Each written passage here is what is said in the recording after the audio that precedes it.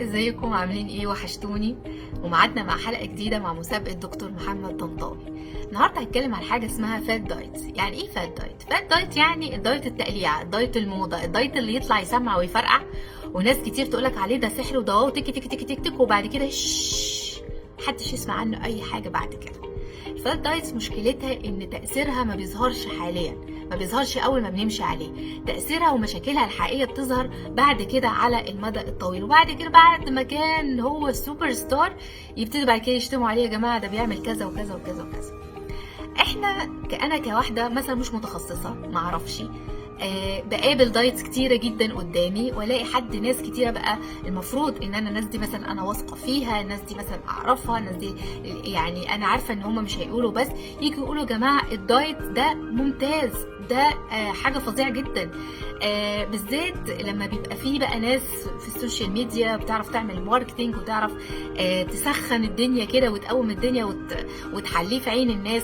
ساعات بيبقى فيه شركات مستفيده انها تروج لدايتس معينه، لان الدايت ده مثلا بيبقى محتاج مثلا مكمل غذائي معاه، فهو اصلا عايز يروج للمكمل الغذائي فيشجع الدايت ده عشان الناس تشتري المكمل الغذائي اللي هو اصلا بيروج له. يعني الموضوع فيه بيزنس كبير جدا، في ناس بتالف كتب وتكسب كويس جدا بس مجرد ان هي عملت حاجه اسمها دايت تقليع او الفات دايت.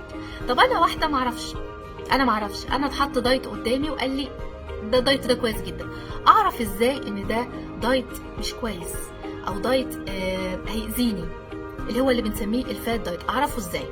اول حاجه لازم بيكون بيشيل مجموعه غذائيه مهمه جدا، وفي الغالب بتبقى النشويات.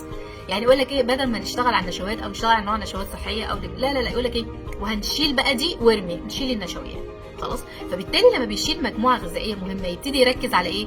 على المجموعات التانية. يقول لك بقى بس ونكمل بقى بروتين ونكمل دهون ونكمل، فيلغي مجموعه ويركز على مجموعه.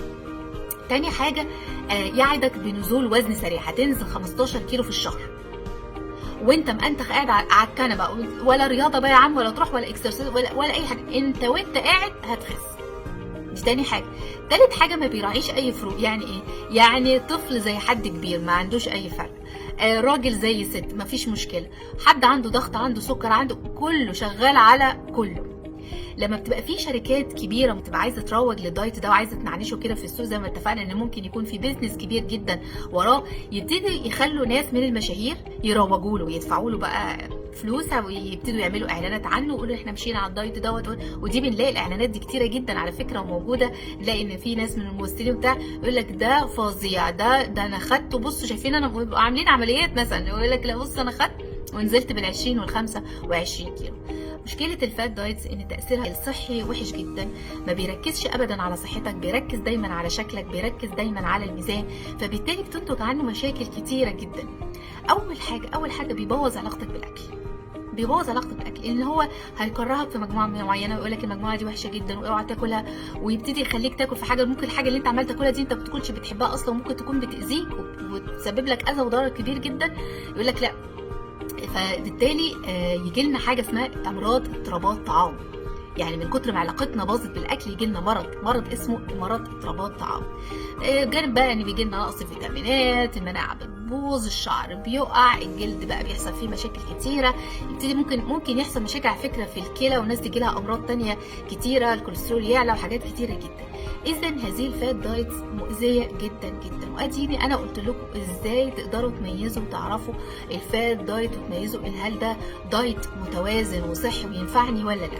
لو انتوا اي حاجه متلخبطين فيها وجيتوا لقيتوا الدايت ده حاجه ورقه كده اترمت والناس كلها تصيح عليه وتقول ان الدايت ده فظيع، شوف الكرايتيريا بتاعتك. لو لقيت ان هو اكتر من 60-65% من الحاجات اللي انا قلت عليها هو مش مراعيها، اذا هذا فات دايت، والاحسن والافضل ان احنا نبعد عنه تماما. ودلوقتي نيجي للسؤال بتاع الحلقه بتاعتنا. قولوا لي بقى على 2 من الخصائص اللي انا ذكرتها اللي نقدر نفرق ما بين الفات دايت وما بين الدايت المتوازن الصحي اللي ما يأذينيش، بالعكس اللي يخسسني بطريقه صحيه. عايزه 2 بس، انا قلت لكم تقريبا 5 أو 6 خصائص، عايزه اذكروا لي بس 2 في الكومنتس ازاي اقدر افرق ما بين اذا كان ده فات دايت ولا دايت كويس يناسبني ويناسب صحتي. واشوفكم دايما على خير. باي باي.